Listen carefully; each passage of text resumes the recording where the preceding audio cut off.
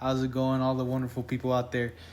We got two court cases for this week's video. The first court case, it's about a young gentleman, very young gentleman, I believe in his early 20s, with his wife, domestic abuse, domestic violence. You know, this is a message for all the young ones out there, especially with the spouse. You know, it's very important to learn to walk away when things are heated, or else you'll end up in the court system. The second video we got, oh wow, it's a repeat offender for theft cases. And it's been repeating since 1999, so it's going to be a good video. Thanks for watching. Stay tuned in. Solo today? Yes.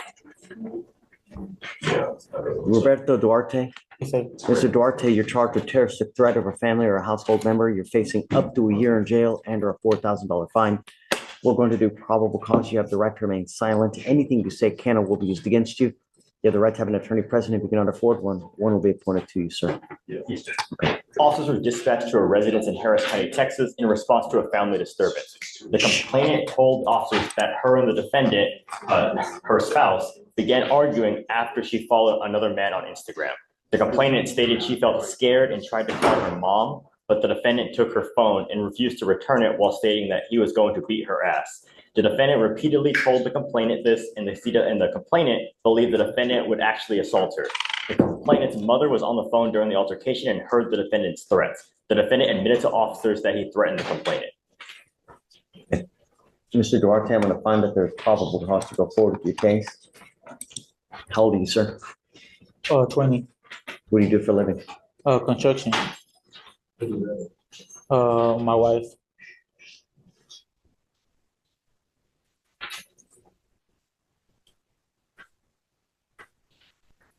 So this is Neve and Garcia. Is that your wife? Yes, sir. Were y'all actually married or just living together or common law? Actually married. Okay. Do we know whether she wants to have contact with him? Yes, Your Honor. RIP was completed and she says that she would like to have contact with him. Okay. Mr. Duarte, I'm ordering you as a condition of your bond not to have any threatening or harassing contact with this person. Understand what is threatening or harassing doesn't matter what you think. It is what she perceives. So if you go like this, it is most certainly threatening and harassing. And I'm going to tell you now, I will do everything in my power to protect every person of Harris County. If I have to put you in jail, I'm not going to lose any sleep over it. Do you understand? Yes, sir. You got out of jail because we gave you a free bond. You're not going to get another one. You pick up a new case, violate conditions, I will revoke your PR bond, set it at 5,000 to 10,000. If you don't have anyone to pony up that kind of money, you'll be sucked like Chuck. Do you understand? Yes, sir. No. How much money do you make a month? Like 2,400. Okay. Who else do you live with besides your wife? We just had a son, a newborn. Does she work as well? Well, she used to work, and we should go half, but now Because the baby, she's not working? Yeah, yes, sir. You want to apply for an appointed lawyer? For what? Court appointed lawyer? Do you want to apply for one?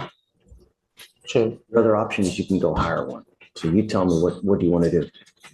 You need a lawyer. You're facing a year in jail, a lot of time. So Yes, sir. you want to apply for one? All right. So what's going to happen now is I'm going to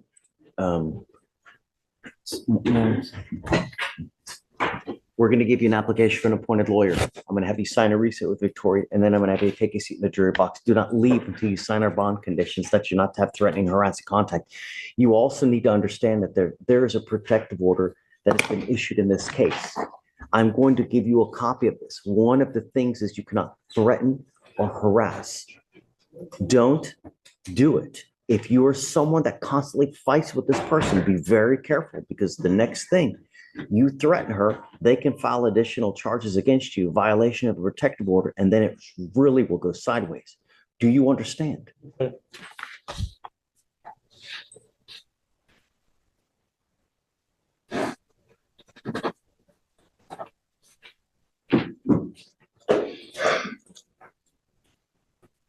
Can you file no threatening, harassing, no weapons, please? Yes, Your Honor. All right.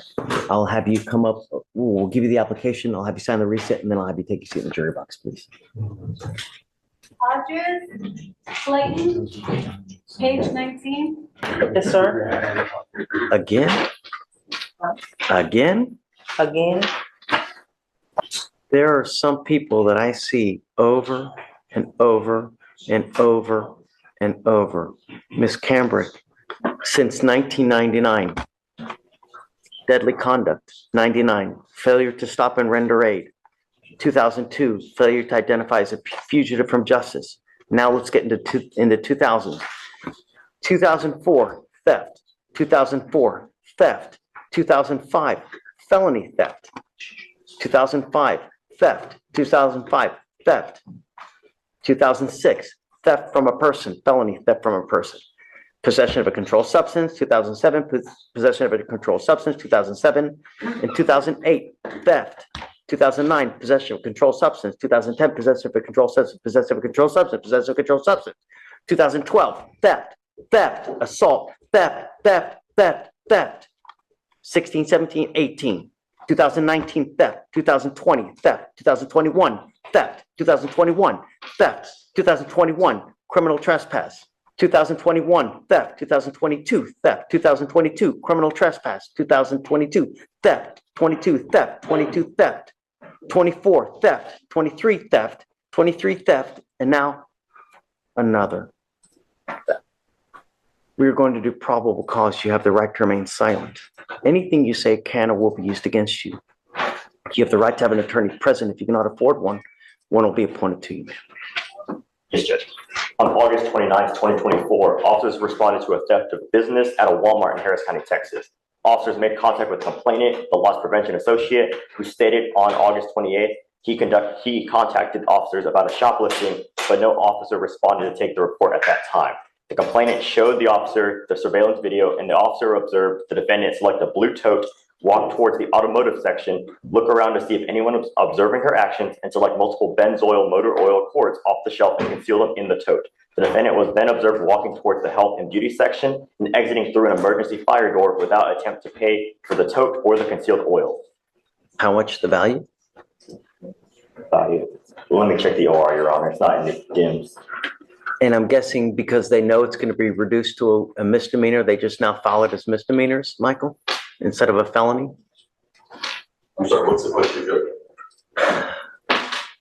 Do they hence assume intake that it's going to be reduced to a misdemeanor as to why they filed it as a misdemeanor? You know what, Judge, this has been happening a lot and I'm not sure why. I think honestly, a lot of it is negligence into not looking at what their criminal history is before they file the charge. Quite honestly, because I see it a lot and I don't think there's any policy for it. And Your Honor, total is $98. Amber, I'm going to find that there's probable cause to go forward with the case. I'm now sending you for a drug test. I want to know what, if anything, is in your system, and you're to come right back, and then we will discuss where we go from here. I'm going to put a GPS monitor on you, and I'm forbidding you from going to any store that you have a prior contact with in a theft case. Do you understand? And if I find that you have any contact with any of these stores, I'm going to make your bond so high your teeth are going to fall out. Do you understand? Sir. Catch and release days are over. No more catch and release. We are going to get to the bottom of why this continues to happen. And if that means some kind of treatment facility with a dual diagnosis residential program, then hey, but now you're working what? 30 thefts? Stops today. First things first, I'm sending you for a drug test. You must come right back. And if you fail to come back, if you fail to take the drug test, your bond will hit the skyline. You understand? We need to do a deep dive, Alex, into every single store that all those thefts come from. And just, I mean, I don't know, if we can just forbid from going to any and all retail stores in Harris County. Yes, Judge, if you would like, we can create a list. Yeah, I'd like to do a dive into every single theft she's done and Yes, Judge. Mr. Garris, we have a doozy on our hands now. And you are probably one of the best, and thank you for being here. We have quite a doozy with Ms. Cameron. She is someone who continues over and over and over to pick up cases. And we're now to the tune of, how many theft cases do we got? Saw the list, Judge, so I have some awareness. Yeah. I sent her for a drug test. She tested positive for coke. It ends today. You will now be required to come here 2 times a week to take drug tests. You are forbidden from going into any of the stores for any of the theft cases that you have. And I'm going to tell you now, if you can't stop on your own, then we will do it for you. I'm giving you the opportunity to stop using any illegal drugs on your own now. If you are unable to, then you will be with me. I'll revoke your bond and I'm going to put you in jail. And I will continue to do so until you stop using. If you pick up any more new cases, likewise, I'm going to put you in jail. Do you understand? Yes, sir. You were lucky that you are not charged with a felony now, and I don't understand why. But being after as many theft cases you have now, I just don't understand. But you're lucky that it's a misdemeanor. Be that as it may, no catch and release. We're done. Do you understand? And I'm going to tell you now that I'm going to be very, very, very hard pressed to just start accepting time served over and over, because what we are doing is we are, and you can see that we are not solving the underlying issue as to why it continues to happen. No, State, the prosecutor and I had a brief discussion about that. I'm going to try to find out more, and Take I'm your sure time. Time will. But in the interim, you will come here every Monday and Thursday to test. And the next time you test positive, I'm going to revoke your bond. I'm going to put you in jail, and I'm going to make your bond high. Do you understand, Ms. Camrick? Sir. Today is Tuesday. Every Monday and Thursday, you will come here to test. So I will see you here on Thursday. You are to take another drug test, and then I will test you again on Monday. And then after that, you're going to test on Thursday. And I'm strongly considering doing some kind of anti-theft course, as I'm going to see what we can do to have her start doing some kind of proactive kind of help, so to speak, so that it just, I don't understand why.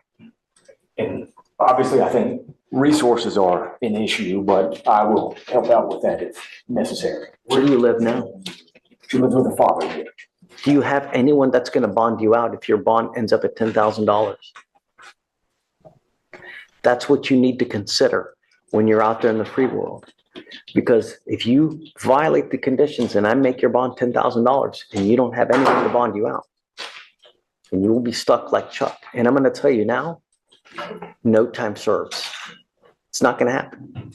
Because what we are doing is I am failing you, because you continue to pick up these cases and we continue to accept time serves, and you continue to go out there and you continue to pick up new cases over to 30 to 45 stops now.